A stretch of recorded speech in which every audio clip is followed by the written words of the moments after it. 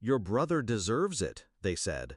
"The house, the accounts, the future." That sentence was the blade. The will was the twist. I watched them sign it with shaking hands and dry eyes. No hesitation, no apology, not even a glance in my direction. I nodded. That was my last word at the table. A month later, my phone lit up. "Mom, the mortgage is due." I stared at the screen. Let the silence bloom between us like a bruise. Then I replied, "I don't live there." I wasn't always this cold, but warmth has a price, and I'd already paid. Growing up, I was the glue, fixed things, held peace, sacrificed birthdays, jobs, cities, just to stay close, just to be useful. My brother? He drifted in and out like a seasonal wind, burned bridges, then walked back over the ash, always forgiven, always excused. "Boys make mistakes," Mom would whisper. "Be patient," Dad would say. They never asked me to be strong. They just expected it.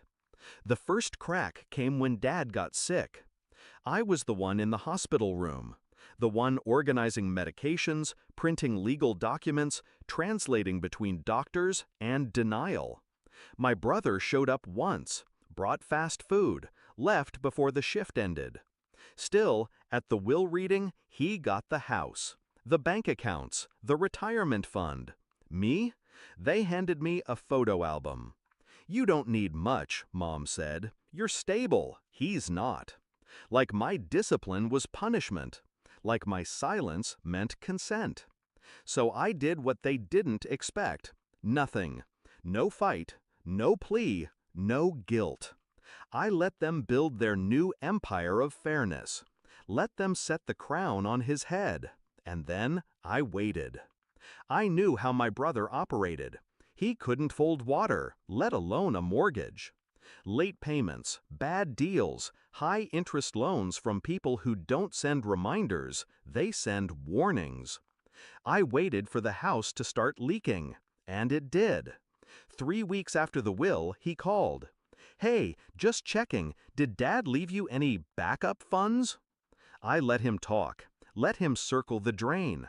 "The bills are stacked, man. Like, I'm trying, but it's harder than I thought. Mom's freaking out. If you could just spot me?" I ended the call mid-sentence. No words, no noise, just click. They underestimated one thing. I don't burn bridges. I let them rot. So when the bank reached out, because my name was still on the cosign from 5 years ago, I didn't panic. I responded with a request to remove myself entirely. Sent copies of the will, proof I owned nothing. No equity, no keys, no stake. Washed my hands, legally and clean. Then I started digging. The deed transfer? Sloppy. Still had clauses Dad never updated. Turns out my brother couldn't refinance without my signature. I got offers, calls, desperate emails. They begged, pleaded, said they didn't realize it would affect me. But it didn't. It affected them. I just watched. The final act came quietly. They listed the house. Couldn't afford the taxes, or the repairs, or the silence from the son they once called strong. Mom texted again. "We're losing it. Can you help? Just a loan, just until things stabilize." This time, I didn't reply. I screenshotted it, saved it, labeled the folder Inheritance. The house sold last week, at a loss. Mom moved into a rental.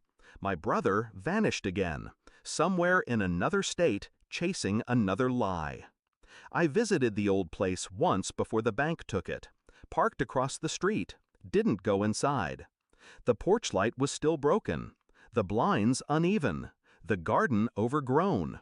But the air? It felt clean.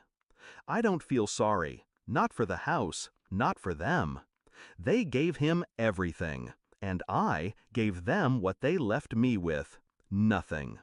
But I did it with precision, no anger, no scenes. just a locked vault where their lifeline used to be.